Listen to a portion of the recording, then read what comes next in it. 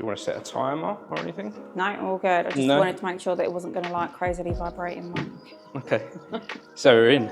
Oh, we're on? We're on. Oh we're press record. So welcome, Skye. Thank you. To the podcast. I really appreciate you reaching out to me recently. Yeah. Asking a few questions, having listened to a couple, I guess. Yes. Yeah. So yeah, I really appreciate that. And we're here today at the Harlow Playhouse. They've kindly given us a room so that we can have this conversation. Amazing. And, here we are now. So, there's a little tradition that I've got. Okay. With this. It's really basic, but how we start with a little clap. Oh. We go 3, 2, 1 and clap. Okay. Would you like to join me? Yeah. Yeah, here we go. 3, 2, 1. Nice. That's a good one. And that's it, we're in. So yes, you asked me about the podcast. Yeah. And I think I said on the messages we'll stop and we'll talk about it on here. Yeah.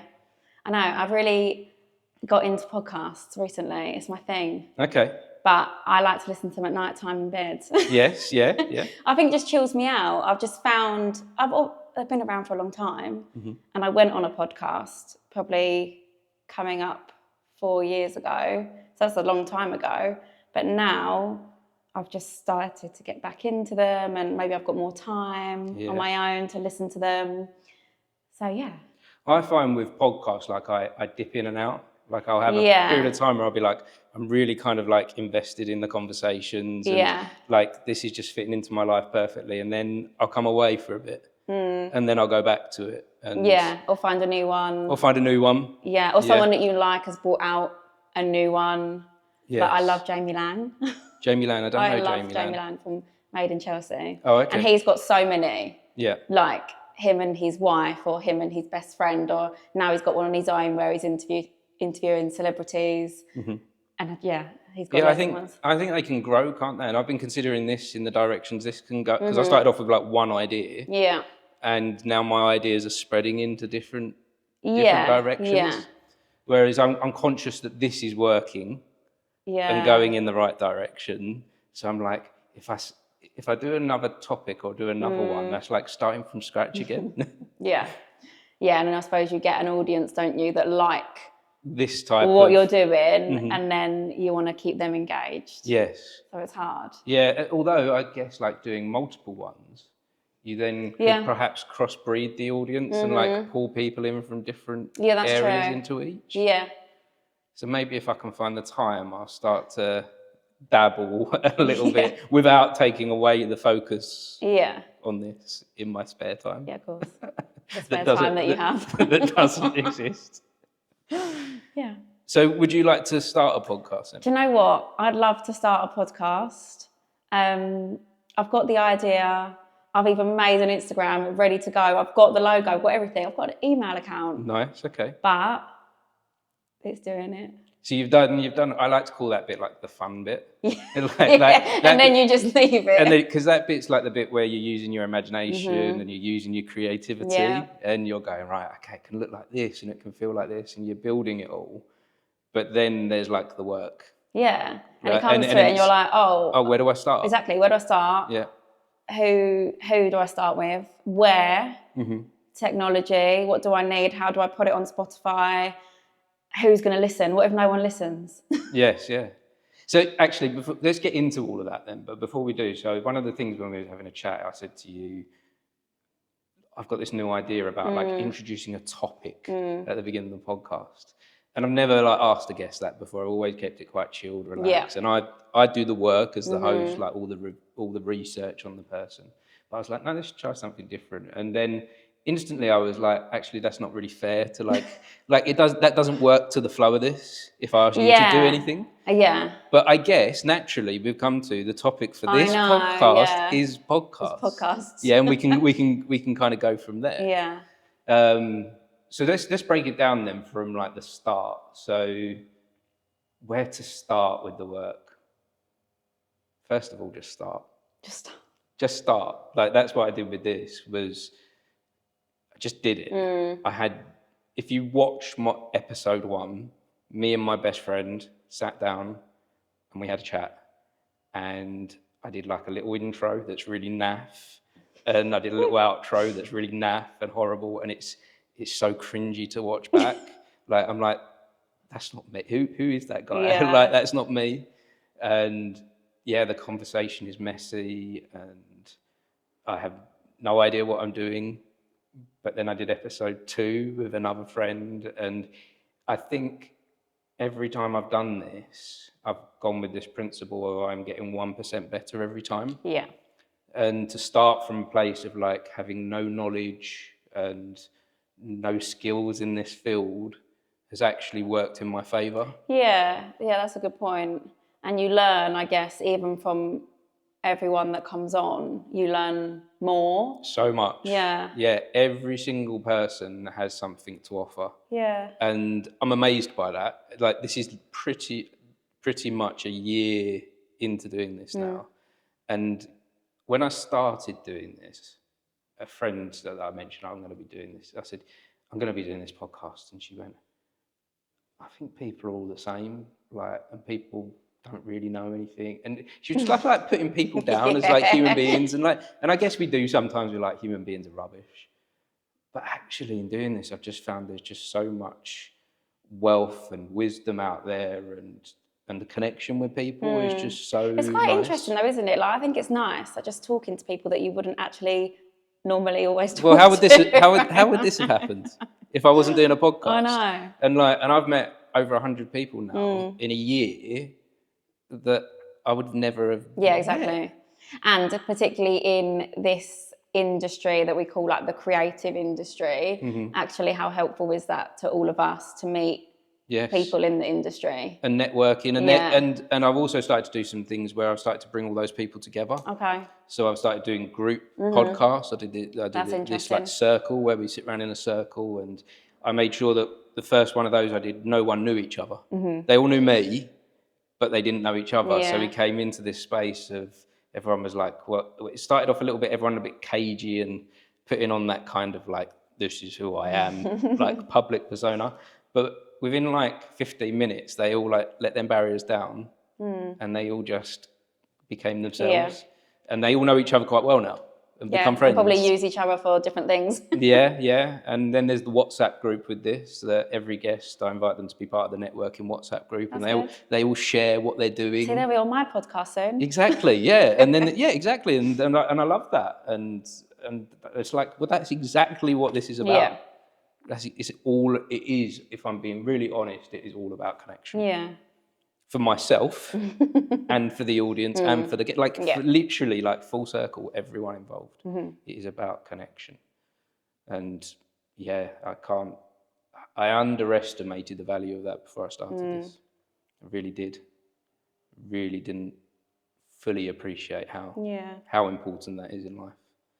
And podcasting is kind of a new thing as well, isn't it? Yeah, I feel like I said earlier, like it's been around, but now it's like really new. Like, people are really getting into it. Yes, people are really getting into it from an audience perspective, and people are trying it and giving it a go. I think one of the things we've seen a lot of people giving it a go is that it is work. Yeah. It is. You could do it for fun. I went very high pitched there. That means you're lying. Is that right? Yeah, that's what my husband tells me. Go on. So psychology, he did. Right, if you speak in a high pitched voice, it means you're lying. So what did I say? You could do it for fun. Yeah. And I'm lying. Yeah. Could you do this for fun? I couldn't do this purely for fun, like because I'm too. What's the word? I'm too determined to make something of this. Yeah, but that's good. So I couldn't do this for fun, but I think others could. Like, you could be like, I'm just doing this as a hobby. Like but I think that's the best way to be with things is you see something as a hobby and then it grows. That's great, because then you're never really seeing it as like a chore or work or. Yeah, for some people. Yeah. Not for me. Not for me. For me, I've had hobbies over the years, and I get enjoyment out of them, but I like things to become part of my life, and I want this to be part of my life. Yeah.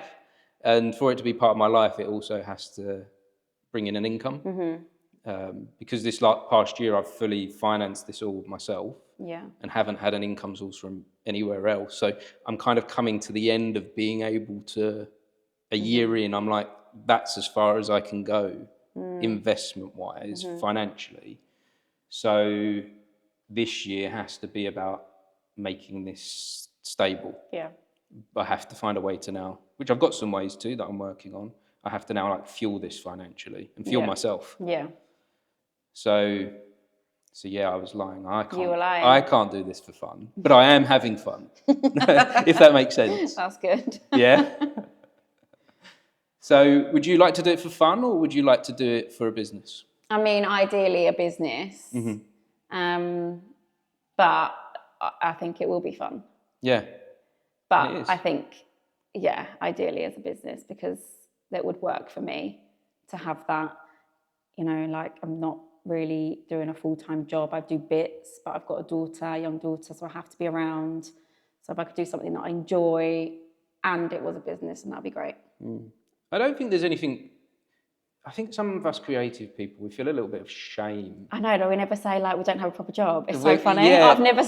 Yeah, when you like when I you don't say have a job. Yeah, when you say like I want to make money from my art, and you're like, oh, like can I say that? Does that break the?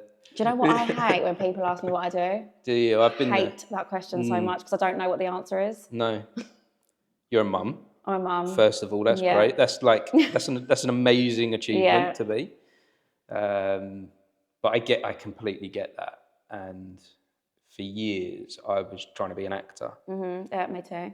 And I would hate going to like gatherings and barbecues where people just what do you do for a job? Yeah, and you're like trying to explain it, but you don't want to be like, I'm an actor. Oh, what have you been in? Do I know you? That's always the first question. Oh, what would I have seen you in? Probably nothing. Yeah, nothing. You know, I'm just doing superhero how'd parties. you get by then? Yeah, I'm not. Yeah, and it kind of comes when you're like a creative. It comes with like you feel like there's a judgment from the outside world, and you're kind of like, well, that's my identity, but how do I share that, and how do I allow others to know? People that aren't in that industry just don't fully understand, do they? No. Like how exactly that works. What exactly do you do? Yeah, it's hard. How would you, if you could be like completely honest, and you went to like say a barbecue and you met people for the first time, how would you like to say what you do? I'll say, I don't know.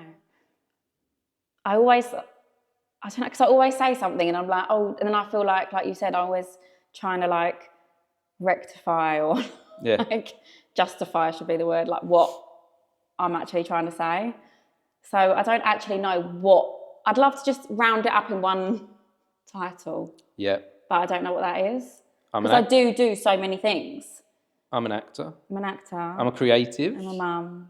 I'm an agent. Artist. And I'm a chaperone.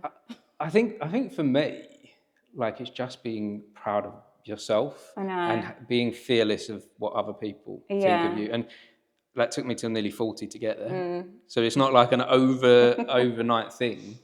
That took me 20 odd years to. I think I'd say I'm in the creative industry. I think that's good. Yeah. That's a nice one. And then it doesn't really. And then you can go in, like if they're interested, you can go into detail and break that down. Yeah. I'm in the creative industries. Yeah. What space? Oh, many different things. I do so many different things. Do you know? And then explore it. Yeah. But be like, be proud. Because this is something to be proud of. The stuff that you do. Yeah. It's literally who you are, isn't it? But it takes time. It's a weird and I've only just found a space to say, this is what I do. Like I was so fearful for years and years and years and years. But now that I'm there, it feels freeing. But it's so nice, isn't it? Because I've never really had a 9-to-5 job. People think that's crazy, but I love that. Yeah. And I'm not for that lifestyle. That would not suit me. Yeah. What is it about it that not having had it, you know that wouldn't suit you? Because I've had it. Okay. And I know from having had, I worked in a bank for 5 years. Oh, okay. As a salesperson, then as a bank manager, and it was the worst 5 years of my life. But then I still went on to do like an office job for 2 years after that. I've done bits. I mean, I've worked at a school, so that's like 9 till 3. Yeah. I guess that's like the closest that I've had to it. But I just I'm actually not very good with that like formal structure. And I think a lot of performers, people like in the creative industry are like that. And I feel like once you've entered that as like a job or whatever, something that you want to set out and do, it's really difficult to actually leave that. Once you've seen what you can receive from it, once you've like tasted the creative world, you don't want to be confined to this structure. No, I don't like the structure. No, don't like it at all. It doesn't fit with creative people. No. It doesn't fit with our mindset. But also, as actors, you probably even still, I don't know if you do, still think this, but don't we always just have the, what if? What if? What if you get a big job? Yes. You can't just leave something and go. The hopes and dreams. It's always still there, isn't it? Mm-hmm. Yeah, the hopes and dreams have been, they've been difficult for me over the years. When I was working in the bank, I was still signed up to some agencies, and I'd get emails come through saying, can you go to this audition and that audition? And occasionally I'd throw a sickie to do something, but you can't do that all the time. No. To be an actor, you have to be available at a moment's notice for a part. Yeah. And it's not it doesn't really fit with a 9 to 5, that being available.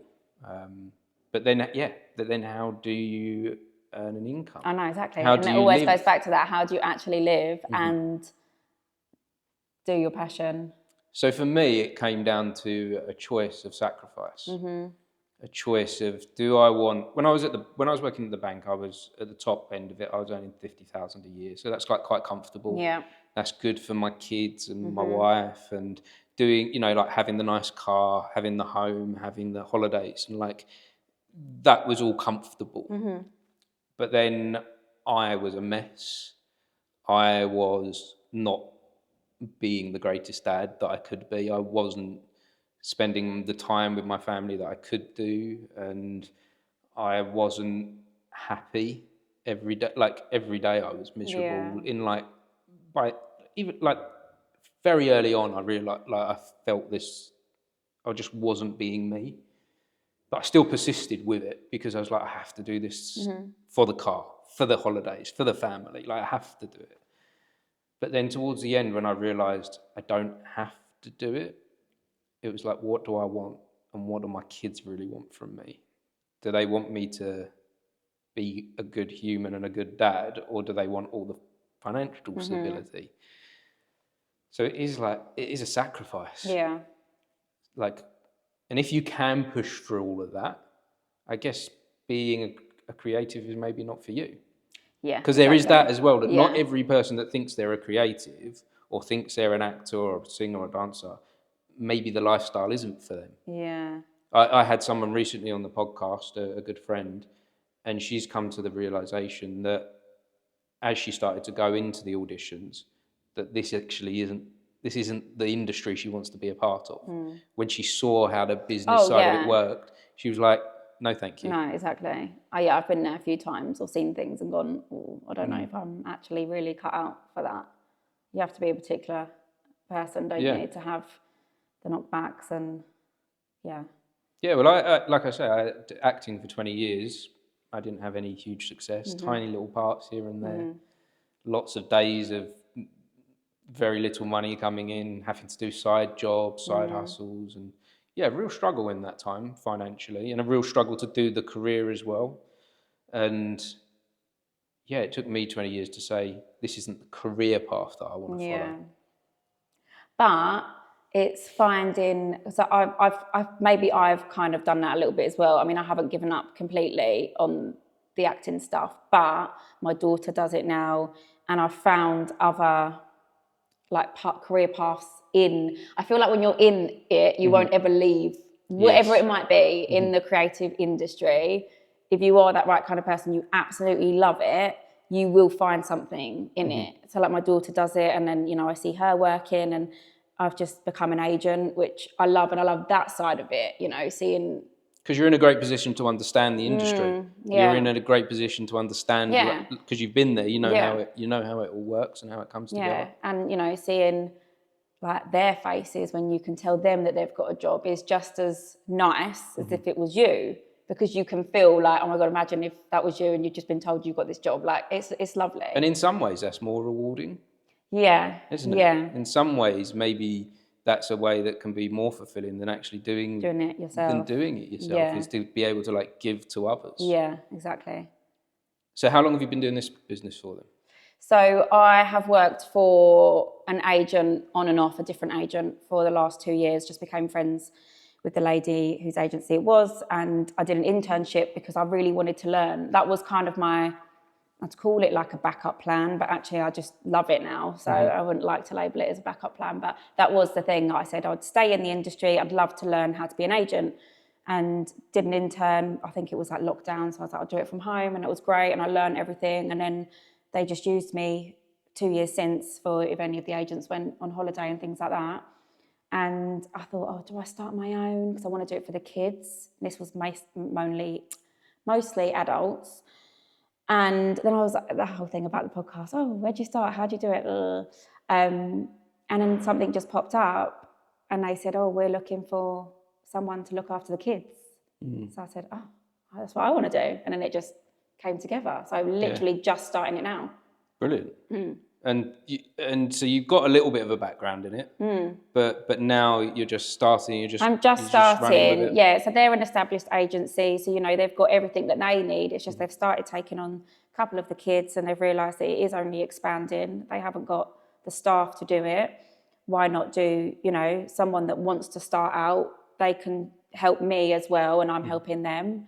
Like I say, I've got the experience from the actor's point of view, but now looking after the kids I think is great because my little girl works on a TV show at the moment, so I've got that parent side of it as well, dealing with the parents and saying I've been through the casting processes, I do her self-tapes all the time, I've been on set with her, I know what they expect, so I think it worked quite nicely. So is the podcast link that you're thinking about doing, is it kind of linked to that in some way? So I want to do a podcast talking to parents of children in the industry. Right. Because there's a massive Facebook group that everyone's a part of. If you've got a child that you either want to be in the industry or you're thinking about sending them to a model agency, an acting agency, whatever it is, there's a Facebook group, honestly, thousands and thousands and thousands of parents.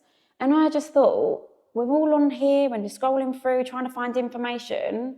Wouldn't it be great if there was something like this where people could just flick on and listen to stories, whether that's a success story or even a horror story, what I've learned. Because that's just as important to listen to, isn't it? What I've learned on this group is that, parents will go, oh, I really want to send my child to a model agency. That's lovely, but don't know where to start. They go on Google, they find these people. There's so many scam agencies out there. They ask for thousands and thousands of pounds from the parents. For a photo shoot. For a photo that they don't even need. And I think that would be so good to start a podcast and interview all these different parents that are going through the process. Yeah, and their experiences. Yeah, no, it does. That does. There's nothing out there. I've searched. There's nothing out there like it. And the thing with the podcast is, I think the podcast is like where all the content begins, but then you can break that down into clips and social media sharing. And I think it's like I think we've found with the podcast, it's like it feeds the cycle of information. So we'll put out this long form content thing here where we'll talk for however long we talk for. Some of these go on for half an hour, up to 3 hours, and it doesn't. There's no time limit on that. And then you can break this down into 1 minute clips, and then 30-second clips, and sound bites, and they can be useful for people, and then that can feed them back into to this. So that's one of the things with this is I think you've got to be. And this is why it's hard to do it for fun. Going back to that is because it does take a lot of work doing all the social media stuff. Yeah. Because the internet is a black hole. And there's so many platforms now doing different things. And that takes time. That takes time to put the content out there and figure out how the content works and how the different platforms work. Yeah. So each platform has a different thing that it wants from you, and different types of restrictions. And a lot of social media now is changing into being a paid platform. Yeah. So, and I've experimented with that a little bit, but the whole kind of organic reach thing doesn't really exist anymore because they've capped it. As it starts to get the organic reach, you get stopped and asked to boost your post further, because they want to make. Yeah. They've got Instagram is a business, Yeah. TikTok is a business, and they want money out of you. So as they see it working for you, they're like, well, if you want to continue this working, please pay, and that's quite difficult. Yeah. To see that. Then sometimes my posts are working, and I'm like, oh my gosh, this has got like 300 views in the last 15 minutes, and then it just stops. And then you've got the notification come up, boost this post. Oh, so annoying. And that's what all the platforms are doing at the moment. However, that's not happening on YouTube and Spotify. Yeah. So where the podcast is, that has the opportunity for organic growth. And it is organically growing. So yeah, that side of it's quite difficult. Yeah, I can imagine. Because it takes work, and then you're like, no one's seeing it. Because the platform doesn't Yeah. the platform doesn't want. That's my worry. Like, Yeah. I've done it. No one's seen it. Yeah, so you just have to be consistent and be like, this is what I'm doing, and just keep feeding it and just keep putting it out there and just keep fighting the system. Yeah. I think is the only way. Or have financial backing and be prepared to financially invest. Be prepared to say, right, this is how much money I'm prepared to put into this. I think it has value. Therefore, this is how much I'm going to spend on it this month. Yeah. It's advertising. How much would you put into, in the olden days, when I was young, people put advertising of their thing that they were doing within the local newspaper and paid 500 I quid think for they it. still do that. Yeah, and they pay and then you pay like 500 quid for a tiny little square. So you can get the thing that is good with social media is you can get a guaranteed type of audience for your money. So you can say, right, I want mums between the ages of 18 to 30 to see this only in this area. And you can really narrow it down. Oh, also with the interest of acting, also with children. And you can really break the categories down and make sure it's seen by the people that it's suitable for. So I do think there is some value in it. I don't think it's wasted money, but there is a financial input to put into it if you want it to get seen. And that's what you don't realise when you're thinking about these things. It's like, oh, make it and put it out there. There you go, done. But I guess that's the side you could say I'm doing it for fun. Yeah, true. That's when it's a hobby. Just make it and put it out there and see what comes. But the algorithm will only let you go so far with that. I would say with the reach that I've managed to get this past year, I've probably invested £500 to £1,000 in social media, and it's had little peaks. But then I've invested more money into like the equipment, making sure that I've got these, and I've experimented with these and wasted a lot of money. Okay. So I realised you can't get cheap technical equipment. Yeah. You see that these adverts on Instagram for these £10 microphones. Nah, don't. That is pointless. It is pointless. The quality of them, yes, it will pick up your voice, but it will sound like you're talking over the telephone. Like it will sound muffly. That's another thing. A lot of people, I've listened to podcasts and they have called people in on the phone. And actually, sometimes it doesn't sound that bad. And I'm like, how are they doing that? Because if I did, the idea that I've got, not everyone would be local.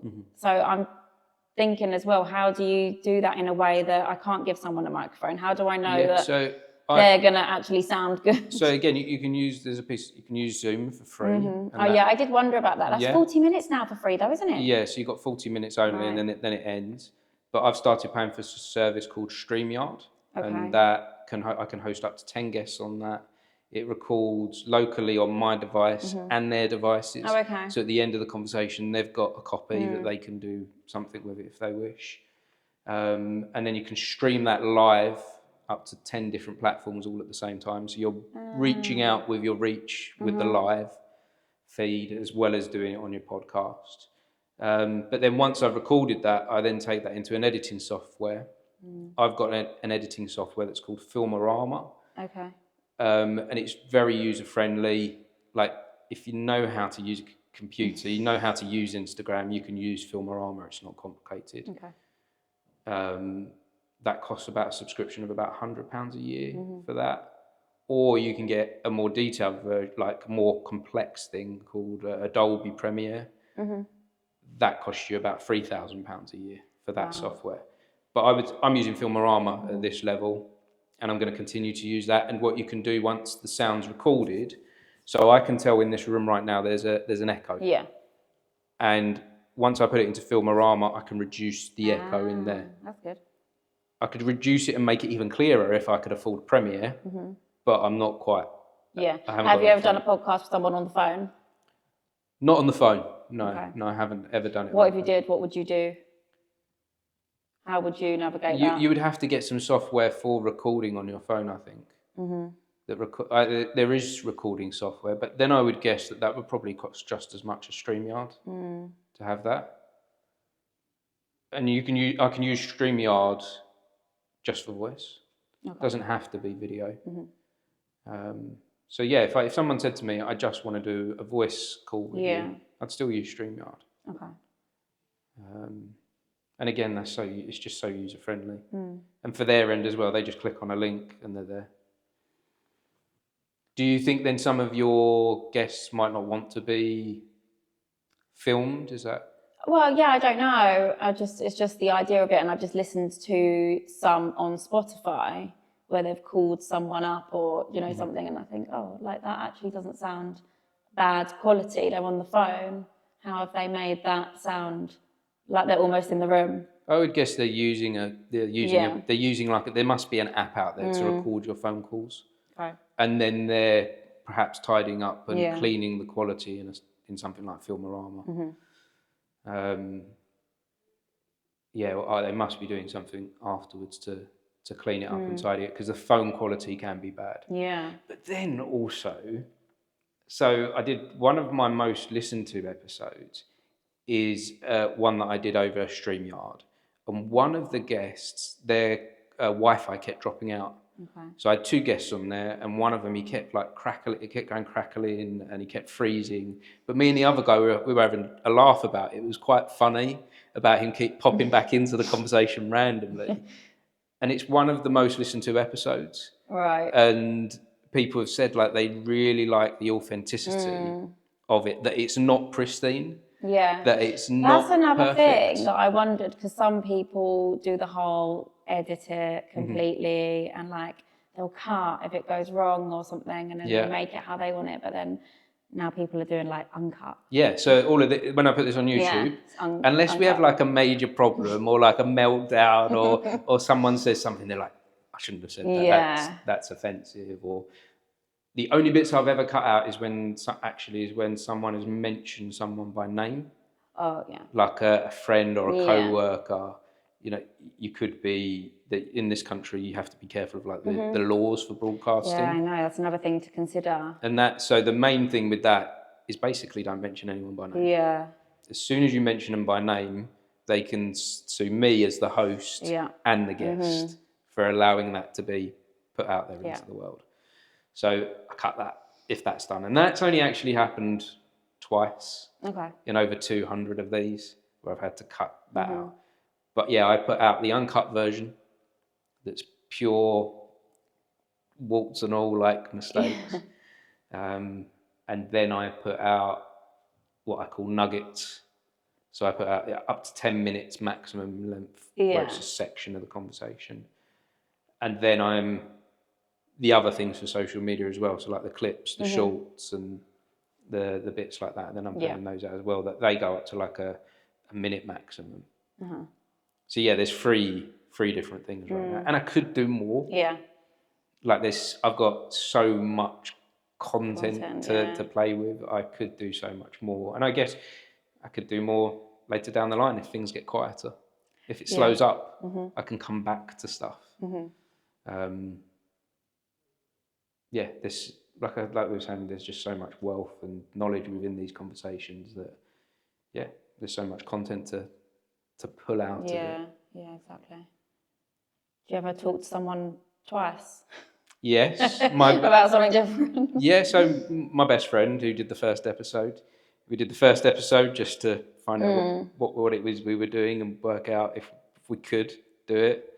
Then he came back on and we promoted his business on it. Okay, yeah.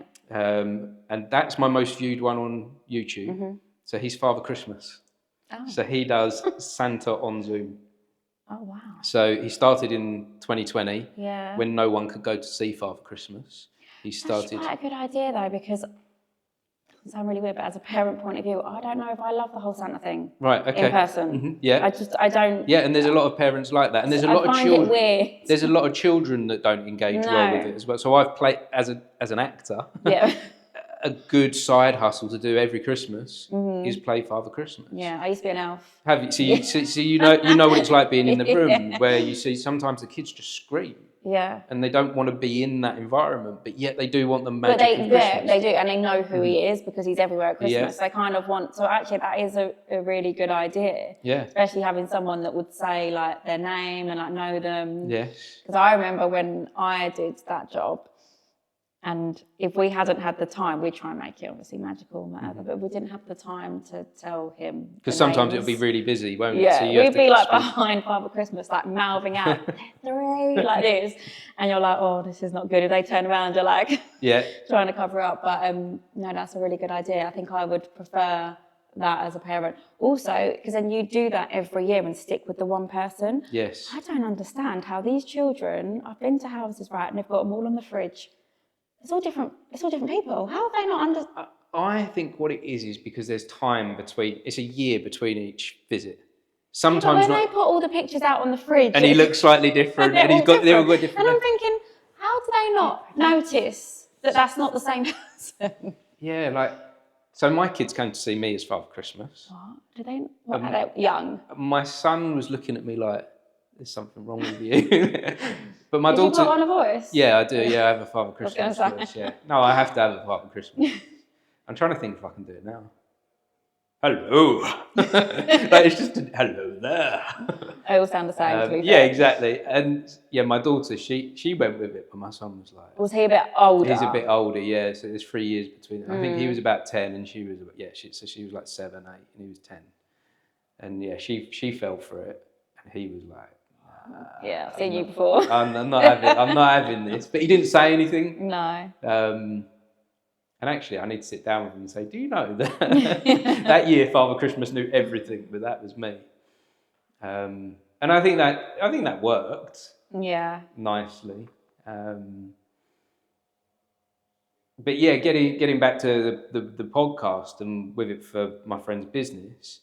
So yeah, he came back and then was like, actually, this is a great place to express what I do and say all the benefits because a normal social media advert you would get 30 seconds to say what you do or you'd put a picture up to say what it is, whereas with a podcast it was me and Father Christmas sat down for 30 minutes and he gave a full explanation of why Father Christmas is great to engage with via Zoom.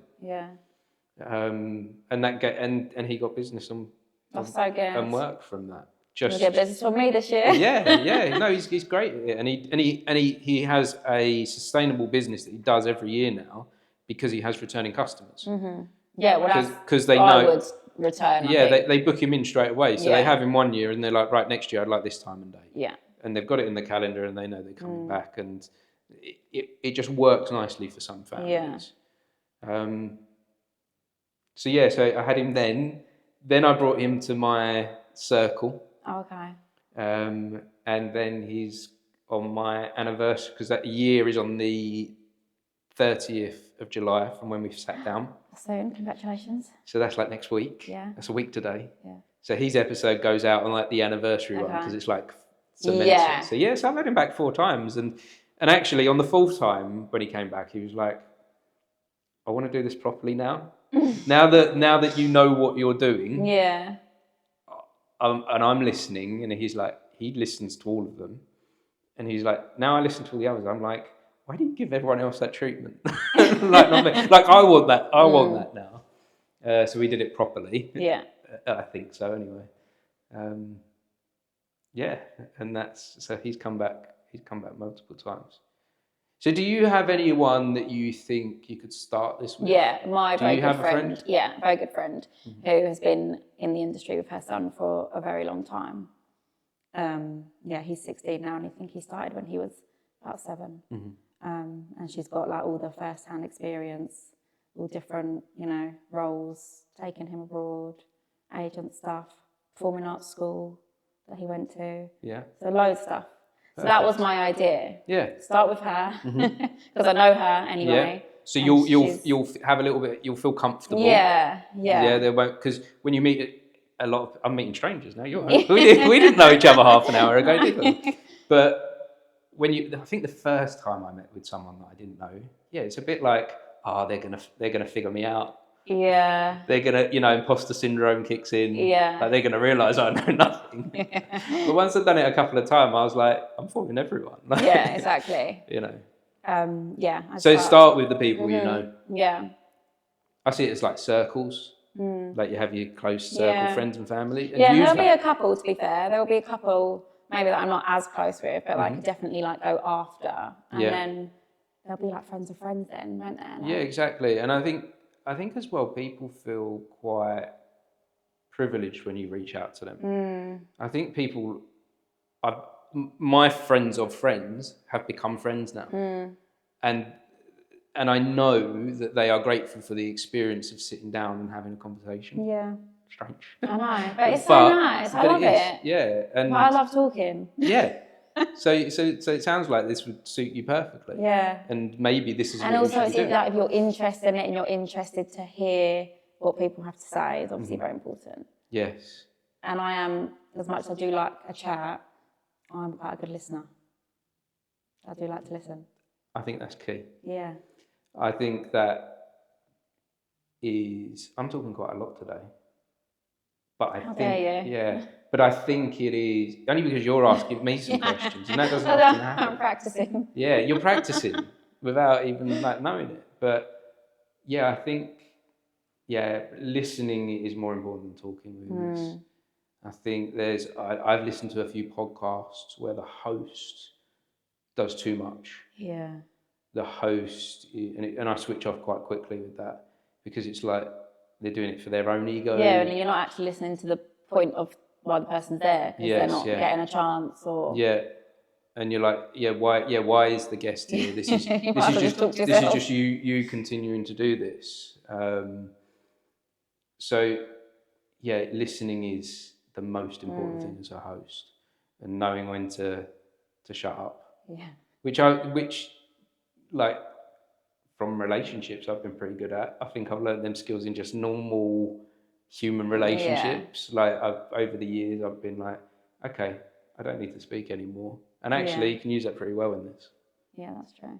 So it's just taking everyday life skills and adapting it to a slightly different scenario.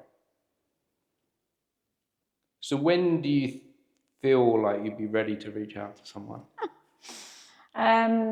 Well, I could easily do one with my friend. Like, actually, it's getting her schedule because she's busier than anyone else. But like soon, really, I could just get that together. Yeah, I think that'd be easy. What do you think's stopping you? I don't know. Have you got the basic equipment? No, not really. Maybe that's the issue. There you go. So, have you got a phone? I've got a phone. Okay, that's key. I think I've even got a tripod somewhere. Yeah, just use it for self-tapes. So I've got So this is now my kit for doing this. I like some of these little this things. is my kit for doing this on the street now. This is good. This is all I need. Yeah, so that tripod, that was a cheap tripod, very lightweight, cost me like £4 on TikTok Shop. And actually that was a good little buy because it's super lightweight. Take it anywhere. And it's doing the job. However, with these are more expensive. These ones were £350 for 2, and I've got 4, so that's like £700 for 4. But these are brilliant. These will record. We can talk for 16 hours without worrying. So I could do, like I say, I can be on the street all day and just leave it recording. They record locally. Okay. A lot of the microphones need a transmitter. And with the transmitter, you can have dropout in quality. Yeah. And you've got to have the battery on that as well, on the transmitter. So these were perhaps the best investment for me to be able to come out of my original environment of being in the theatre. But if you're going to try this, say, where would you do this? What would be your space to start this in? Well, that's another thing I've no idea. And I think with my friend it's fine because we can get together anywhere, but when it reaches out to, say, for example, in this Facebook group that I'm on and all these people live across the country, I don't know how that would work, but then I'd have to do the Zoom thing type thing, I guess. Yeah. Which then it doesn't really matter. As long as you've got a fairly good laptop microphone. Yeah, and then, like we'll have probably still in our homes for self-tapes, the old blank wall and a room that's... I started that with a blank wall, but now I've gone to red chairs. I've gone to... No, the red chairs... So the red chairs... No, that's what I mean. Now you've gone to the red chairs, they're nice. You don't want a blank. Yeah, so I'm so blessed to have access to the theatre that I can get in there quite often. I can't get in there for the next 2 months. But I've got my 2 red chairs on a stage. Yeah, and it's nice. It's a really nice setup. I'm so blessed. I understand that not everyone's got that. But yeah, I'm going to come back to that authenticity thing again. That when you do it over Zoom, you're doing a talk about you being a mum, them being mums. That actually it looks quite nice you being at home. True. And maybe sometimes it being a bit messy because every mum's got the laundry to do. And giving that false persona of I am perfect, I think people don't respond to that. Yeah, I know what you mean. Do you know? Yeah. So showing a bit of the rawness. Yeah, would probably work well with something like this. Because then people want to feel like they can relate. People want to feel like when they're listening in that you're not different, that you are. And actually, it's a good point because if someone was thinking about coming on and they go, oh, well, I don't have a blank wall or my house doesn't look so shiny. Yeah, and I don't. And they're like, oh, well, I can't go on. Yeah, exactly. And so, by being as authentic and as truthful to yourself, I think just works. Yeah. So I think it works really well. Yeah, it's a good idea. And that was very early on the feedback I was getting. Okay. That people were like, wow, this is truthful. Yeah. This is and that people that knew me said I'm at my best when I'm just being me. Yeah. Because I started as well trying to be a presenter. You feel like you have to, but actually it's not. It's not what anyone wants. It's literally just a chat, isn't it? Yeah. It really is just a normal chat. Yeah. And that's what people love. Yeah, and just with them ums and ahs and yeses and I have being an actor I shouldn't, but I have a pronunciation problem. Apparently it comes from my dyslexia. Yeah, but we're all dyslexic in the industry as well, aren't we? We are, yeah. And so being honest about that I don't know how to talk. So, but there's so many of us that don't. There are so many, and actually it's more what's the word? Common? More common for the creative people to be like that than not. So I come across everyone I speak to in the industry, whatever they do, I'm dyslexic or I'm this or I'm that. And I'm like, yeah, but aren't we all? I've never really met someone in this environment that isn't, I don't think. No. I haven't either. And when I have met people that I thought at first, they're a particular type of professional. If I've got to know them, putting it on and they're fat and it's fake. Well, I went to Central School of Speech and Drama. Right, okay. And everyone's like, I bet you've seen a lot of that then. That's so amazing. Aren't you so lucky? And I'm like, I don't know. I didn't have the best experience because I felt like everyone was a bit like that and I didn't know who was real. And when I watched everyone get up and do their pieces and getting the most amazing feedback, I'm like, why everyone's so this and so that and can talk lovely and can talk properly, whereas the feedback that I got was not good. But they try and put you down. I was never going to be a Shakespearean actor ever. You have to look at someone and cast type and all that, and it obviously was not going to happen. But these schools think that everyone is going to be this certain thing, and I wasn't. So when someone said, "Oh, you look like you could be on EastEnders," I'm like, "Oh, thank you. That's lovely. I'd like to do that." But that was like a dig because everyone else was this, fit for the stage, and I couldn't do the Shakespeare. My Shakespeare teacher that was from the Globe and whatever else just had no time for me to work on me because I couldn't do it. Like the dyslexia side of things, like I just could not get to grips with that section of the course, and he just wasn't bothered. There isn't what I think a lot of schools struggle with this. There isn't one type of actor. No. There isn't one type of. Why have they not realised this? This is what I can't get in my head. Why they've been doing this for years. Yes. And it's like the school system, a lot of our school system stuff is the same. You'll go into your kids' school and they'll go, "Oh, you're reading the same book that I did however many years ago." And even schools, it's not fit for purpose. It's not fit for, the same child doesn't fit in that little box. But why do they not adapt? I think they get too consumed within the world in which they are, and they're not looking outside of let's say the education system. They're not looking at how the world has changed, and it's just like this continuing cycle of, well, that worked before, so it still work now, so it must still work now. But the world has definitely changed. Yeah, generations are definitely changing. People are definitely changing, and I think some people from within are maybe fearful of change and want to fight it and be resistant to it as much as possible. Yeah. Well, it's like these performing arts schools, they must see though and know, how much other work there are out there for actors. And why not give them, I'd love to have just been told, you know what, you're not going to be a Shakespearean actor. And I'd go, I know, I don't want to be. That's not what I'm here for. Yeah. But what you're really good at is this. And I'd go, that's lovely, thank you. But they can't, they're just not. I wonder if some is finding the right school for your right type. Yeah. Is that a possibility? Yeah, probably. I probably should have actually for myself looked around a bit more and tried other places. I think I just had this thing of I'm going to go there. See, there's a new school.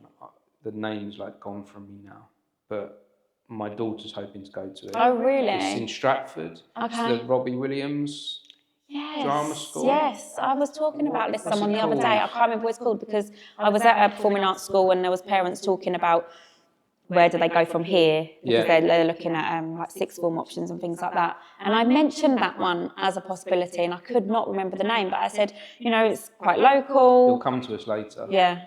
Oh, what's... I do know exactly what you mean. Do you know what I mean? It's exactly basically the other way that it's referred to is Robbie Williams. Robbie Williams, and he kind of founded it and put the financial backing in. And I know a few people from the Playhouse here that went there, and I think that their setup is trying to be, let's look at how the industry is now. Yeah. Let's look at how you move forward with TikTok. Yeah. Let's look at how you move forward with trying to be in self-tapes. Everything is self-tapes and I bet you was never taught anything about self-tapes. No, I mean, it was pre-COVID when I went. We still did do self-tapes. Obviously, it's bigger now because of the way everything happened and it took a long time for people to... And actually, people realised that, we don't have to hire a room and, get everyone in. But to learn how to do a self-tape well... Everyone needs... Well, not everyone, obviously, but actors need to know. It's a completely different skill. Yeah. And because then it also comes down to self-tapes. I've only recently discovered the edit of the self-tape is important. Yeah. It was an agent side of it I've seen, actors just gone, that looks great. But actually when you don't think about the editing side of it, so the agent goes back and obviously will go, that's right, we'll do it for you, whatever. Yeah. But, So if you, as an agent then, have you seen tapes evolve? Have you seen that side of it that they... Yes, a little bit. I haven't been there long enough. And obviously coming in, like I said, after COVID times, it kind of was already at its, peak. But I've seen a lot of, different versions, styles. Yeah.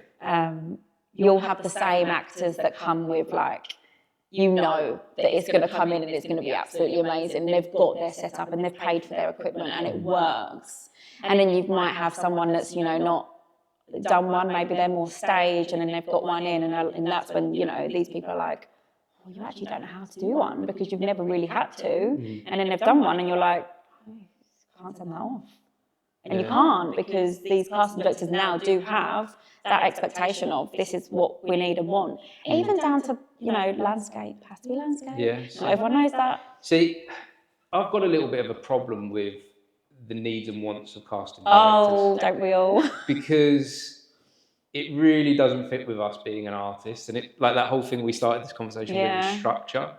I had a little bit of this debate with them, because I still, even though I don't like to say I've given up on acting. No. I'm just not pursuing it in the same way. Well, that's what I said earlier as well. It's like, we still have this idea of, we're not giving it up. We won't, because it's in us. Yes, but something might come up, and we'd go and do it. Mm-hmm. But it's not the same. Yeah, I think you can find a point of it's not the same thing anymore. It sounds like to you. Yeah. It's not like it has to be everything. Yeah. Whereas for a period of time in my life, for sure, it was everything. Yeah. Like it had to be that. Exactly. Whereas, and it sounds like that's similar for you. And now you've gone, actually, there can be other things in life, and I can be my best self doing other things. Yeah. But back to the casting directors. With the casting directors, and they want the format to be exactly the same, everyone to be under the same kind of light. They want the blue screen behind you. They want the idents to be done in the same. They want a format. Mm-hmm. But for them to see my most authentic self and to be the best performer, it's better if I just stick my camera there, hit record wherever I am in whatever environment, and just do it. Yeah. Well, it's like being in the room, isn't it? Yes. And that's why a lot of actors say, actually, and I would say this personally, I like the fact that I can do a self-tape at home, my daughter can be asleep and I haven't got to do the travel arrangements. But if I had a choice, because of that reason, I would rather be in the room. Because I think they don't always necessarily look at, just that little tiny bit of acting. Obviously on a self-tape, that's all they've got. But when you're in the room, you can have a chat, or they can see what you're actually like, and you might get to do it again in a different way that you haven't done on the self-tape. So it's just... I guess the only benefit is from the side of the casting director, that they can, rather than invite 100 people in, they can have 1,000 people, and they can look at 1,000 people for 2 seconds and go, have you got the right look and right sound? Yeah. And then they probably, I can imagine they get a folder and they're right, they look right, I'll watch that one later. They don't look right, bin that. And that's literally what they're doing, taking like a second from it. Well, so it's good for them to process. Yeah. But it's not, as artists, no, it's terrible for us. It's awful. And you kind of get a feel when you're in the room. You kind of know. Or if you're paired up with someone and you're reading together, that works well. At home, my husband, bless him, will read. Then he thinks he's the director. And I'm like, stop trying to direct me, because you're not. Yeah. I need to do it myself. And I hate that. And the actual director of the piece, if you're in the room, I've been in auditions before where they're sitting behind a table and I've done something how I think is best. And then the director's gone, can you do that again, but just like tone it down or make it bigger or just give me something? Yeah. And then actually, my mind had just gone back to a time when a director stopped me and said, leave the room, just take a moment and then come back and do it again when you're ready. And I got the part. Yeah. I got the advert. And that was because we were there as two human beings. Yeah, exactly. If I'd have just sent him a tape, he would have seen me do it wrong and switched off. But because he was human and when I can see that you've rushed off the train, you tried to do your best to get here on time, you're sweating, it's stressful, but you can't perform like that. No. So take a breath and come back in. Yeah, that's so nice. Yeah. But you can't, self-tape, you're just throwing it out into the world. You're hoping for the best. I think I've got one job from a self-tape and everything was going in the room. I've never really, other than that one job, and that wasn't actually for the role, that was for like the backup. I've never got a recall, I don't think, from a self-tape. No. Which is mad, because I was getting loads of recalls and jobs from being in the room, and we were in the room so much. Obviously, COVID pre that, I kind of slowed down anyway because COVID, and I was pregnant at that time. So everything before was busy, and it was in the room and it was lovely. And now I'm like, oh. You're making me realise I need to get a casting director on this. I need to sit down with a casting director and ask them and understand the benefits for them, because all I can see is the process that works for them. I wonder if the director is truly happy. Yeah. Or, how often But they do finally meet. They do finally get someone. Yes, I guess so. So yeah, I guess they're just getting to process a lot. That can only be it. Are they opening it up to more people by doing, the self-tapes? Like you said, we could get 1,000 in rather than only selecting the 100 to fit in on this day. Yes. Maybe they are opening it up a little bit more. Maybe. But then that's harder now, isn't it, for the actors? Because, normally when you're through that, we've been invited to audition, you're like, that's good. Mm-hmm. But now if it's... Yeah, so before you had a chance of 1 in 100. Yeah, now got a chance of 1 in 1,000. Yeah. And that's quite a big difference, isn't it? So maybe it is working for the industry, because it's not changing. No. It's still leaning into it. Yep. And even when you meet the directors now, depending on where they are, it's Zoom. Yeah. You just jumping on a Zoom call with them. Yeah. Not even going in. And I do think you can still get some human interaction with Zoom. I think if you're on a Zoom, I think that's good, because you've got the time and you can chat before. But it's like you said earlier, the self-tape thing of put the camera on, do it, edit it. There's actually no personality, is there? No. The only bit is, hi, I'm blah, blah, blah. Yeah. And that's like... And I try really hard to, because I've done all these self-tapes now, and let's say I've done 100 self-tapes. I've got one job from 100 self-tapes. And on that one job that I got, my only direction was burping. That was it. They just wanted to see that I could burp. What? It was for Horrible Histories. Okay. I'm the burping groom. It's not on TV yet. Oh, okay. But that's literally my role. I'm a groom that's burping. That's bizarre. At a wedding. Because you know what Horrible Histories is like, right? It's all like messy and it's like how women were during the Second World War. They could only marry like the worst person in the village, because all the suitable men were off at war, and they were left with like the village idiot. So I was like the village idiot for the episode, and all I did at the thing was burp and fart and that's crazy. But that's my only all the self-tapes where I've had a bit of script to read and I've done a performance, nothing. Because I know that they've only seen a second of it. I know. And that's it. So I'm like, do you know what? This is clearly not working for me. I know. If you want to sit, and sometimes I'd spend like half a day on it. Oh, I know. That tape. Yeah, you'll watch it back and go, oh no, I'm not sure about that. Let's do it again and again, and you could spend ages. Do you sometimes also think that like when you've done it or you've read it and you're doing it out on the self-tape, you think, are you just doing this to wind me up? Yeah. When there's like really like ridiculous things and you think, surely this has got to be a wind up just for their expense, like.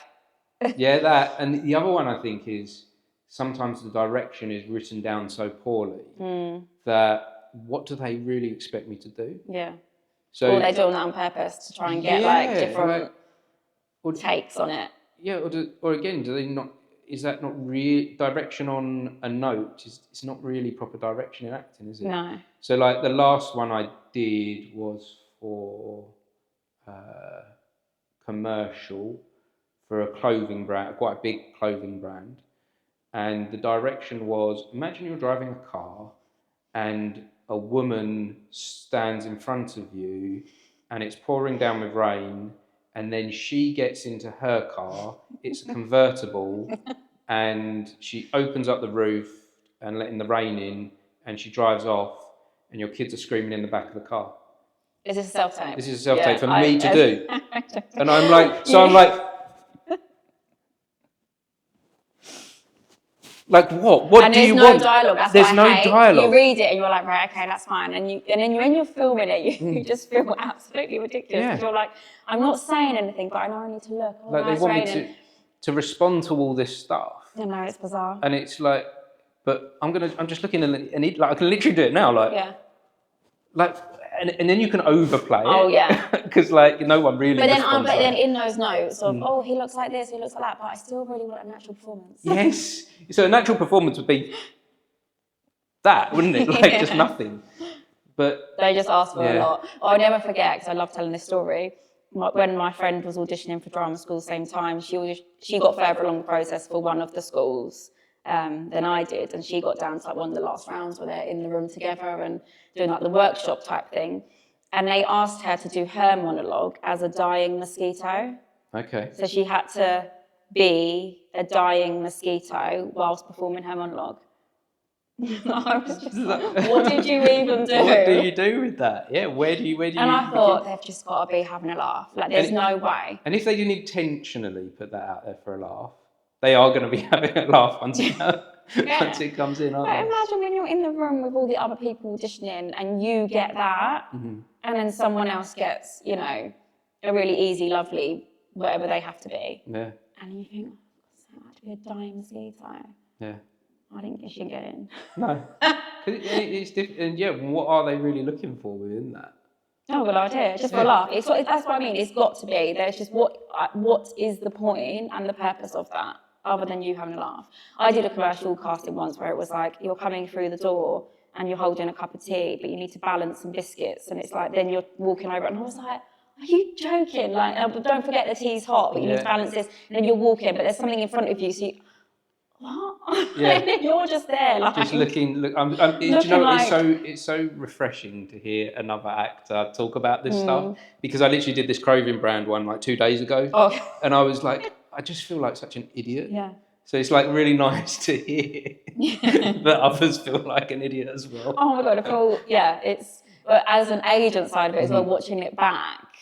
Like when I watch the actors send theirs in, I actually don't feel like that. I'm like, oh yeah, like they look great. Like they've really taken that on. Like I think, they've done that really well. And sometimes I don't find the awkward, but maybe that's because it's not me doing it. Yes, so you can step back from the cringe. Some of it is cringe, and you're like, oh, here we go, it's another commercial. I mean, why is it always commercials? They're so cringy. I guess because the commercials there's very little dialogue happens, so it's so they don't really need to hear your voice. No. Like if you think about when you're watching TV, how often do you see a commercial with dialogue? Yeah, exactly. And if you haven't got a speaking part in it, why would you? Yeah, you wouldn't be speaking anyway. Yeah. So most of them, I guess, they do just have to ask you to do something stupid. And I would just love to be. That's another side of it. I would love to do is the casting. I could sit and watch people audition all day, every day. I just find it fascinating. Yeah, and as an actor as well, that's something. So I started getting into directing and producing theatre, and I've got into casting of films over the years from wanting to know more as an actor. But I, as an actor, I do really enjoy that. I enjoy that engagement, and I direct sometimes, and I enjoy engaging with actors and getting them to perform. I don't know if I would enjoy asking. I've never asked people for self-tapes, actually, in anything that I've ever done. No. But if you can, you would just need them anyway. Yeah, because with my auditions, it's always been to do with theatre. Well, and that's different as well, isn't it? So I don't think there's been many, no. And there has been some, because there's had to be, but you can tell. Yes. Like this person, when I was at the agency before, and this tape come in, and like I said, he was definitely staged, and then you see him try and do a self-tape, and you're like, well, he just, it doesn't work. Yeah, and you can see it with film actors that come and try and do stage, and you're like, this is a different thing, guys. And I guess that goes back to like the drama schools, teaching in the different fields in the right way for the different types of performances. And knowing what direction. I mean, you might want to do everything, but it's not realistic. You're not really going to be able to, or, suited. There's very few, there are some people that do both, but there's very few. Yeah, and I guess I'm wondering if it takes time to discover which area you fit into. Yeah. If that, like, you have to explore. You know what I think it is as well? I think it's doing one thing really well and getting named yourself. And then once you've got the name, then you can kind of get away with anything. Yes, yeah. Because the West End is now filled with celebrities. Yeah. And because that draws in, it draws in the audience. Exactly. They might not be any good. But that's another thing, isn't it? Taken away from the people that have been through drama school for years and paid. Oh, that's another thing I could talk about for hours. The pay that we have to you know, the cost we have to front to be an actor. I mean, what other profession has to pay for their online CV, for their headshots, Well, for their Spotlight. showreel?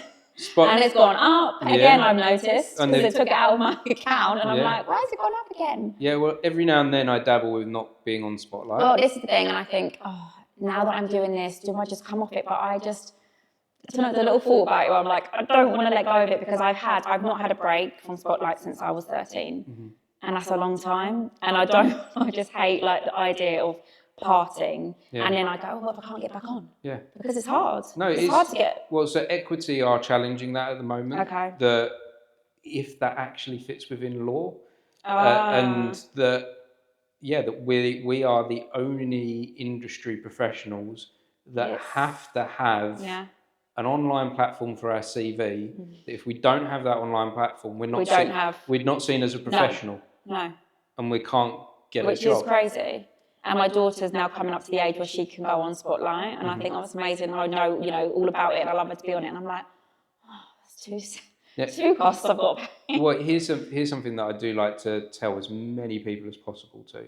So with that being the case, that as a professional actor, the only way you can get work is to be on Spotlight. If you are classed as unemployed and you've got universal credit, you can apply to universal credit for them to pay for it. Right. So I was, a year or so ago, I was on universal credit, and they paid it because I could not seek work without it. And they don't talk about that. No. But it is available to you. That's good. So sometimes it's worth looking into, like, is there ways to help out in my career? Yeah. But it is. I think it's morally wrong that the people in the industry, the people that are hiring people, allow this to continue like this. I see some actors get their headshots done like even yearly. I find crazy. Yeah. You know, like, because we're not unless you dye your hair as a female actor, okay, but are we changing that much in a year? Like, you know, little ones, they have to have it X amount of time. But I'm thinking, where are you not getting this money from to pay for your headshots? So, and they're getting all these show reels done, and I haven't had my show reel for professionally done for quite a few years, because I remember the cost of it last time, and I was like, I just can't keep doing that. It's a difficult thing to pursue. I guess the idea with changing it yearly is either one, like vanity and ego, or the other thing is if your face is seen too much and you're still not getting the parts, and then maybe there is something wrong in the photo. Changing it up. Try and refresh it. Yeah. Because there is only, in the whole industry for, say, this country, there is only like 50 to 100 casting directors. There's not a big pool of people looking at these photos. Yeah. So if they're seeing the same face every day, and they're like, no, they didn't fit that advert. They kind of go, oh, Martin's no good. Like, just like I know him already. Whereas if I change my photo every year, I know what you mean. And they're looking at you a bit differently, or they're kind of going, oh, who's that? And then they're actually clicking on see, and like, oh no, it is him, but he looks different now. He looks different now. He fits now, and it might change. You know, it might help change their mind. I guess that's a theory with it. But it is. What other job do you go into with these costs?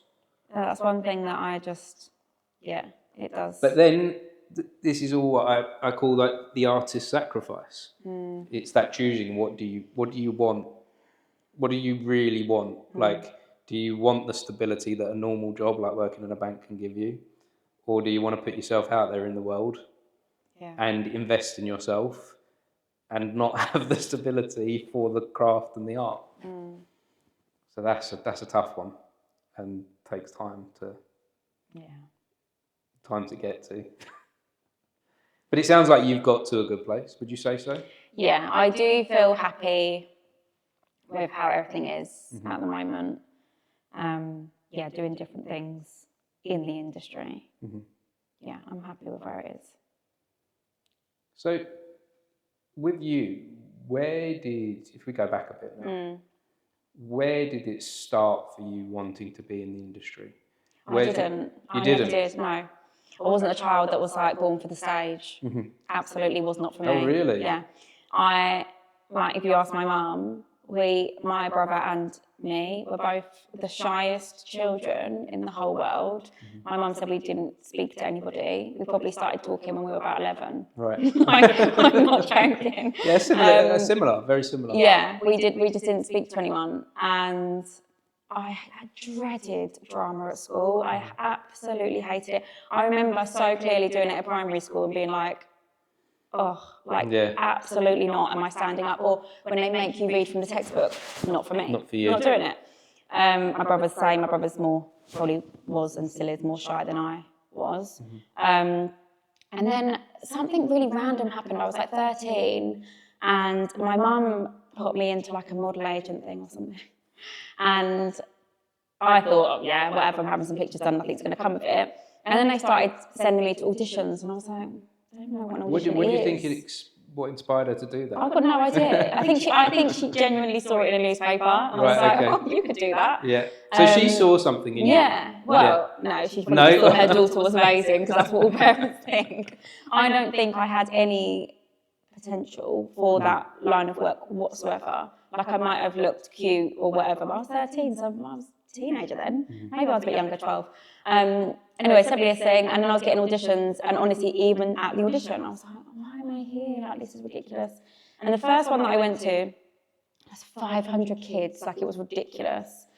That's what they said, they had 500 kids in, and it was busy on the day, and it was for Disney Channel, and they were looking for 2 boys and 1 girl, or 2 girls and 1 boy. It was 3 people, and I got the part. Wow. For 500 people on my first audition. So then my mum was like, you should really start doing this, take it seriously. And I was like, oh. So I went to like little performing arts schools, like during the week and whatever. And even then, like, I don't think I loved it. I don't remember going, I absolutely love it and this is for me. Okay.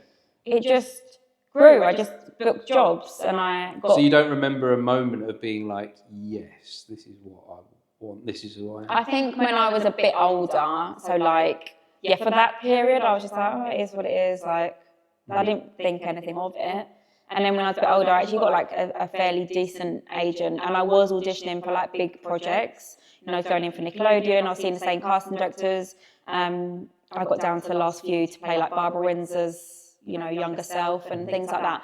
And I was like, actually, I think maybe I realised that like that's going to go on telly and that's cool. And then like that's when my mum was like, even more so, push yourself a little bit more. Why don't you go to drama school or whatever?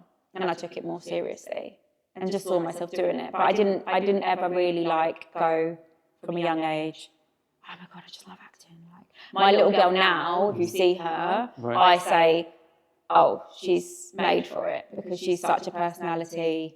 So you're doing the similar thing with your daughter that your mum did with you, that you're sort of guiding her into. But she's 3, so it's weird because she started when she was 18 months. Wow, why so young? Because when it was COVID and I still had my agent at the time, I was getting a lot of self-tapes come in for real mums and real babies because at the time, if they were hiring, they didn't want to do the mixing. So they had to be real mum, real baby.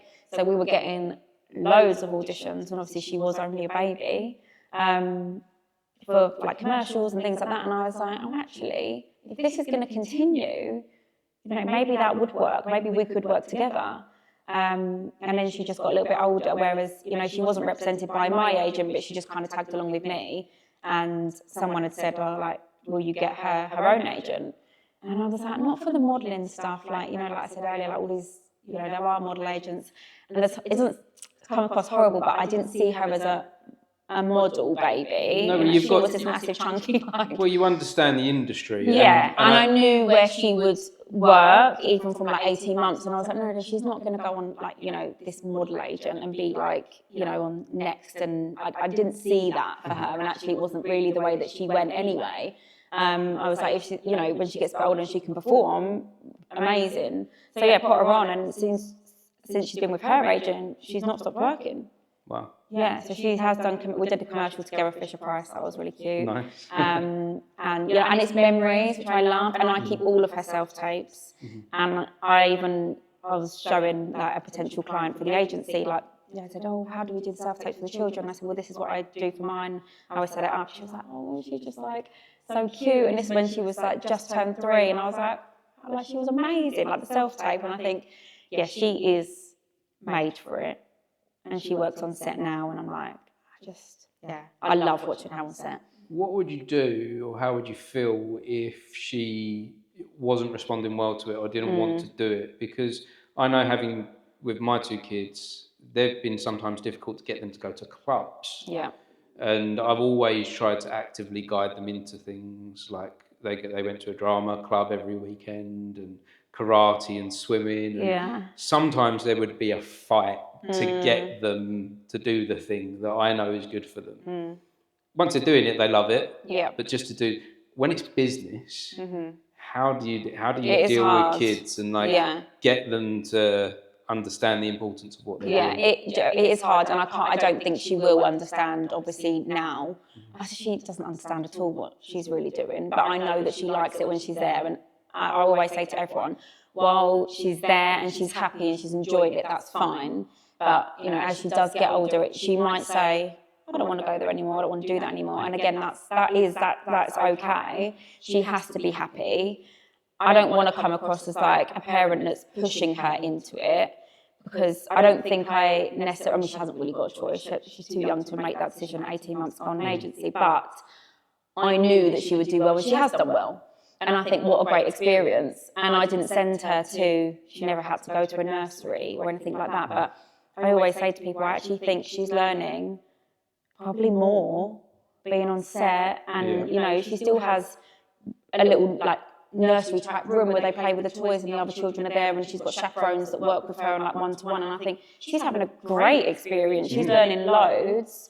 And so we're happy with how it is at the moment. But I think if she does come to it and say, I don't like it, you can have a break, right? I did, late teens, I found that really difficult. And I had a big break and then went back into it. And she might, like you say, with the kids, different clubs, different things they want to do. If she doesn't, fine, have a break, focus on what you want to do. And then if she asks to come back to it, then that's, we'll go back.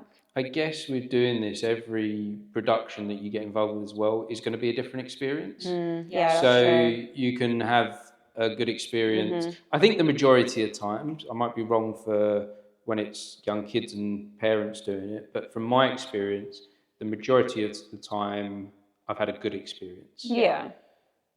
And I guess that's the same for kids as well. Yeah, I think they're more on it with the kids, and they have to be a certain way, because I always think she's 2. What if I get there and she's an absolute nightmare? What if she didn't sleep well the night before? What if she didn't have the nap? What if she doesn't want to? She will say no as well. We've been on set where the director has said, is it all right if you say this today? No. But what do they expect? Because, she's 2, 3, they must know. And they do, because they've done it before. These people have worked in the industry for X amount of time. They've worked with tons of kids, so they know what they're getting themselves into. And there's no real, you must do it, you will do it. If it doesn't happen, it doesn't happen. So that's quite nice and reassuring. This is taking me back to my very first job was as a runner on a TV drama. Okay. It was a big TV drama in the late 90s, early 2000s. It was huge. It was on every weekend. London's Burning, it was called. I tell people that now, and they're like, "What's you're too young. You got no idea." But it was on every Sunday night. This program, imagine, we didn't have streaming, and it was literally you watched 4 channels. 1 to 5, yeah. No, 1 to 5 was even later. 1 to 4.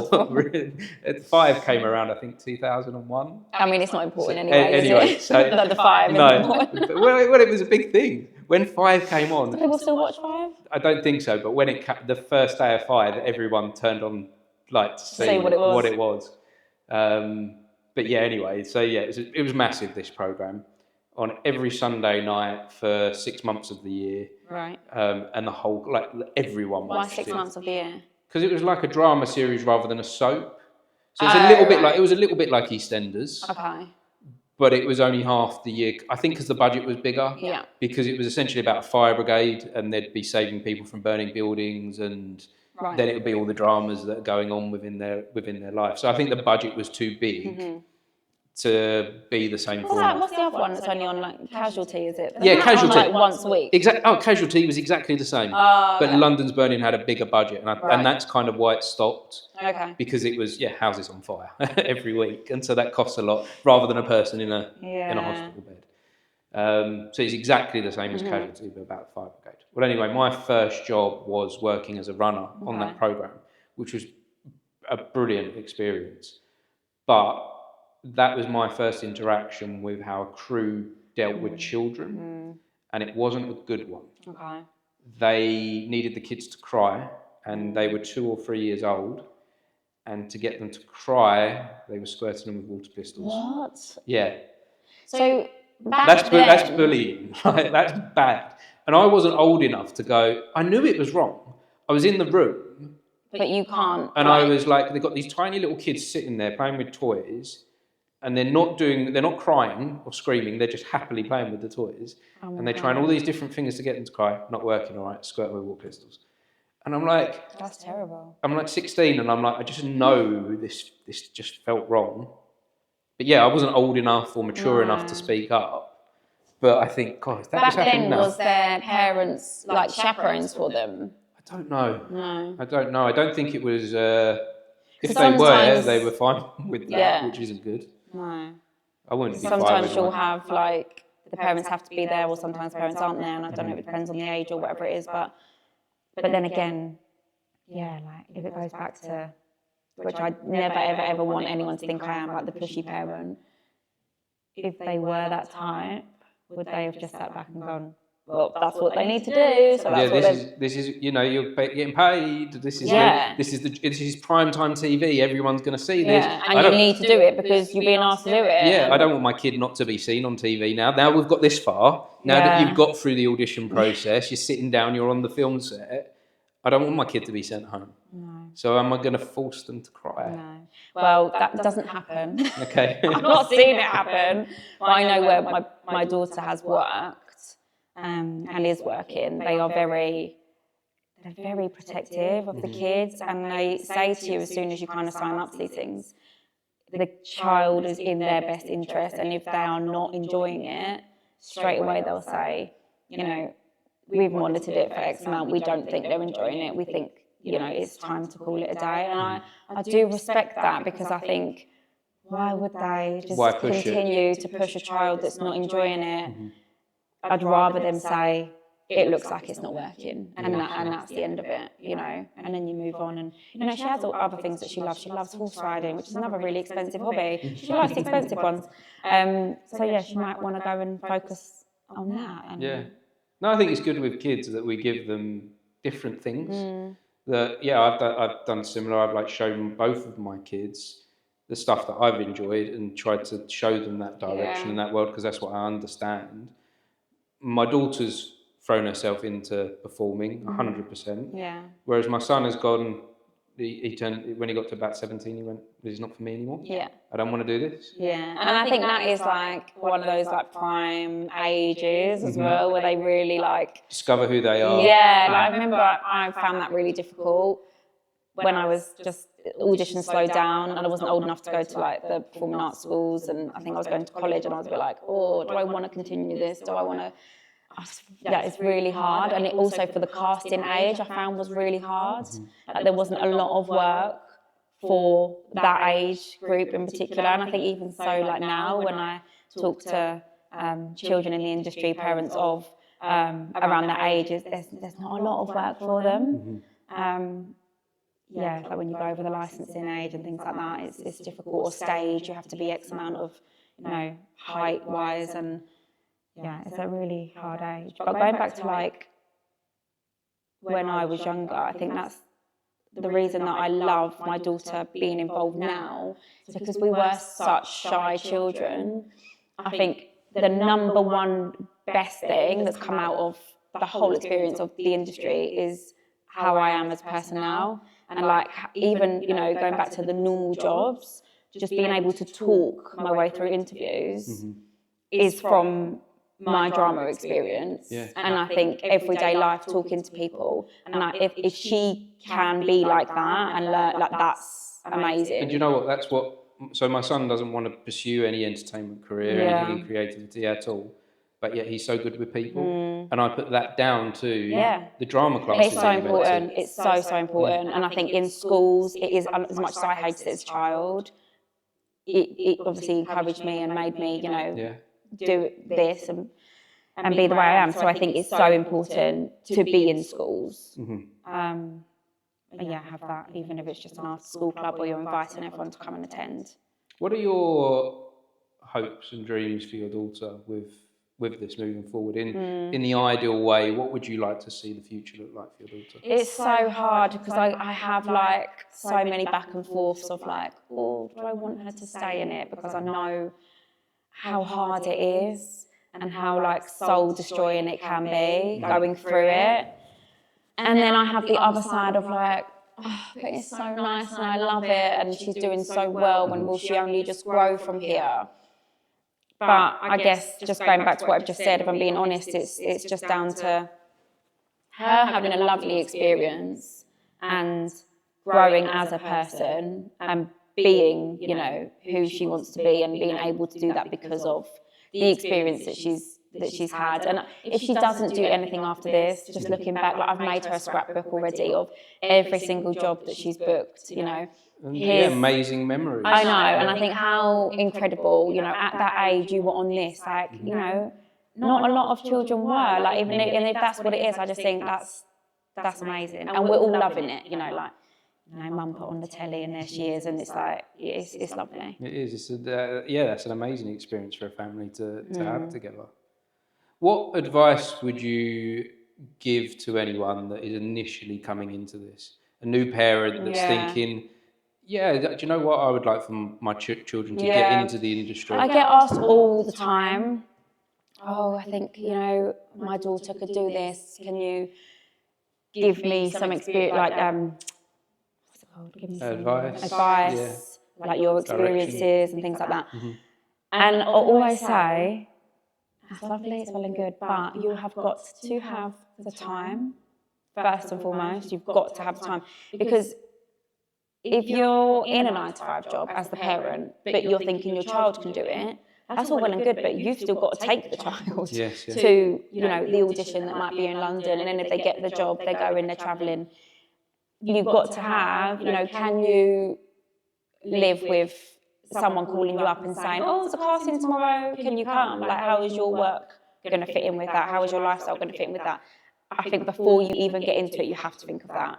And I'm in a lucky position where, you know, I don't have a 9-to-5 full-time job. You know, I can be there, look after my child, do the other bits as and when, and I can take her. So that has to work. And I think as well, what I say to a lot of people, they're like, you know, I'm not sure, because sometimes he loves it, sometimes he doesn't. And I think, well, he hasn't tried professionally and properly. So if the agency's accepted you, take it and go from there, because you can always say no and you can always back out, even to the last minute. You don't have to do anything. You know, you can say that you've got the job, still within your right to say, actually, we've decided that it's not right. They've got backups. They have got a list of people that they will go to. It does, you know, you're not letting anyone down. Be open to the opportunity. Open to it, I think, and just see what comes of it, and just don't have any expectation or any pressure. But also at the same time, have that, be realistic with yourself. Does that fit into your life? Yeah, you have to. I think of my sister and her 2 children. My niece and nephew, they look like film stars. Like they've got such good look. But like my sister's beautiful. Her husband's good looking. Like he's got that chisel. They're like the model family. They're like the model family. Like they look perfect. Yeah. And all of them would be so good on TV. But I've spoken to them about that. And my sister sort of thought about it over the years. But when she sits back and thinks about it, they've all got so much going on in their lives. They're like, where does this actually fit in? Like, where would this work? Like with everything, because being a family is a full-time job, isn't it? And it's hard work at times. So you're like, is this really what we want for us? Exactly. If you don't love it and it doesn't fit in, it's probably not going to work. Yeah. So being real, having that real that honest conversation with yourself, rather than just jump to the fantasy of fame and fortune. Well, yeah. Yeah. So what's next for you then, other than the podcast? Is there anything else that you look forward to in the future? Yeah, so the agency, we're just starting that off for me to take over the children's sides. Yeah, where I'm going to be the agent for the kids. That's literally like happening now. So there's a bit to do. I still have to learn with that as well. You know, I've kind of been open with that, and I've said I've got the passion and a bit of the experience, but there are bits to learn, and I'm willing to learn all of those bits. So that's really what's happening now, to be honest. And then are you looking forward to that? I am, yeah. I am. And I think it's so nice because I can do it at home. It works around my situation. Yes.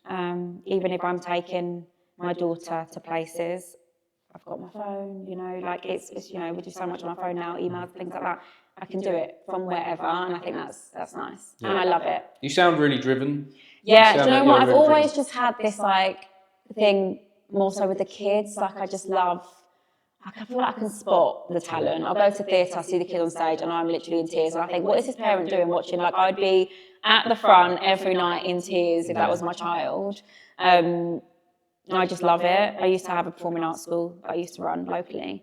I feel like the younger generation, they fill me with so much hope. Because I think when you're at, you know, as adults, we're at like at my stage in life, I'm around adults mainly. But the other day I sat down and did a podcast with my nephew. Yeah, so. And we had a conversation for about an hour, and just everything that he's 10. Yeah.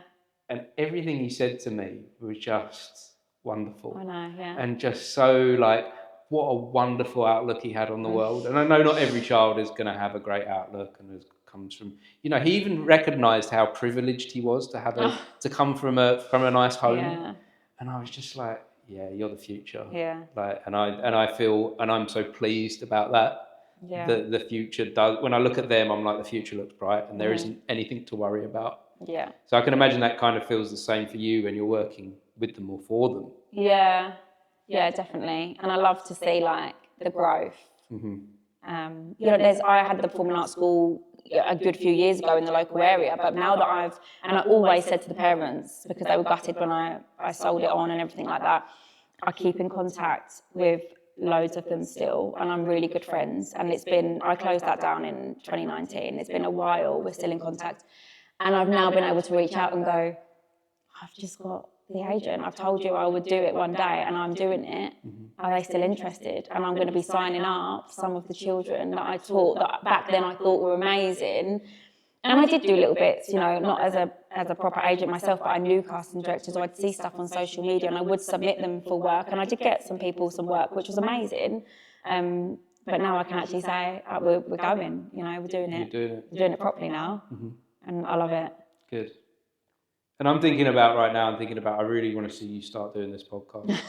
As we sort of come to the end of this conversation, I'm like, I don't want you to leave here today with not kind of some like actionable plan to make sure this podcast happens. Because I know how hard it can be to start something. It's getting it like up, and it's the thought of getting it up and running, isn't it? It's like the... So how do you think you could move past that? How do you think you could move past that? Just got to do it. Just got to do it. And maybe even say to your friend, like I did with mine, it's just going to be a bit of it's going to be a practice. It's me and you. We're going to sit down around at the table. Like if it comes to it, like if you can invest in some good quality mics. Yeah. And I think sometimes investing forces you to move forward a bit. Yes. Because if you pay £300 for these, you're not just going to sit in the cupboard. No, you're gonna want to use them. Or you can just sit the phone on the tripod and just you and your mate have a chat and see what happens. And even say to each other, we might delete this afterwards. Yeah, worst case scenario. Or just leave it and have it as a little memory. That was what this evening was. Like have a tea or a glass of wine with it or something. Do you know what I mean? Like just make a thing of doing it. I will do that. And I've already mentioned it to him. Because we don't always have to share with the world. Yeah. We don't always have to, because that can be a big like block. I had someone else come to me asking for advice recently, saying, I've got this idea for a social media channel, but I'm really worried about my friends and family seeing it. Right. And because I know there will be like judgment, I know there will be like questions and I'm like, well, don't show them. Yeah. Like create the channel. Yeah. Put the stuff out there into the world for anyone to see it. Yeah. But your friends and family, don't invite them to be followers until you're ready. Until you're ready. Until you're like, I'm comfortable. Until you're in a place where you're like, I know what this is now. Yeah. I think it took me with this somewhere between 3 to 6 months to know what it is. To know, like, to feel comfortable with everyone seeing it. Yeah. And now I'm like... Well, that's another thing. Like, I see these actors and I think people have done really well around me that I know because they put themselves out there. And I get told as an actor, if you're going to succeed, you've got to put yourself out there. And I don't mind maybe so much like these kind of things because it is just me. But then I think putting a self-tape monologue type thing out there to everyone, people that aren't in that industry, I'm like, oh, I don't know if I could do that. No. But people do. And they've, you know, I know a girl who's an amazing actor and she's been doing it for ages and she's just got 2 amazing jobs from doing that because directors have literally just booked her from seeing it and they put it on Twitter and Instagram and they go to these workshops every single week and put the footage on every single week. But I'm not that person. Yeah. You don't have to be. No. And maybe if you want to be, yeah, like I say, create a different social media channel that's not friends and family. I didn't think of that. Yeah, that's not and don't like literally as a business. Yeah, don't tell anyone. Keep it as a secret until you're ready. Until you're like, oh, I get it. Until you get it, not them. Yeah. We put too much weight on everyone else. I think it's hard. It's difficult. Yeah. Like, I say it like it's easy now, but like once you get over, and I wouldn't even say I'm fully over it either. Yeah. I feel more comfortable. Yeah. With it, that this is who I am. Yeah. But yeah, I think that's the way I'd do it now. I get if I was doing it again, private thing. Yeah. This has been a really wonderful conversation. Thank you. I really appreciate you for sharing. I was also thinking that when you do start the pod, I want to get you back on the podcast. Yeah. We'll have a catch up. We're going to do a follow up. Okay. We're going to do it in the chairs. Yes. At the theatre. Yeah. In the setup there, not in the. What I call this on the street. This one. Street. Yeah. This one's like just out there in the world. Yeah. But no, we'll do it in the theatre, in the space, in the chairs. Okay. And we'll see where you got to. And I'm thinking in September. September. Yeah, in about 10 weeks. But that's when I'll have the theatre again. You know, I will have that conversation with my friend at least by then. Exactly, and that's all I want to find out is that you've experimented a little bit. Okay. Okay. Because I feel the reason I'm being a bit pushy is because I feel people like you. I think people will respond to you. So I think that there's something there that you should just play with. Okay, thank you. And just try it. Thanks. Well, thanks again. I do appreciate this. Nice to meet you as well. And if anyone has been watching or listening, we appreciate you for joining us for this conversation. Thanks a lot. Thank you. We'll clap at the end as well. We can clap at the end. Here we go. 1, 2, 3.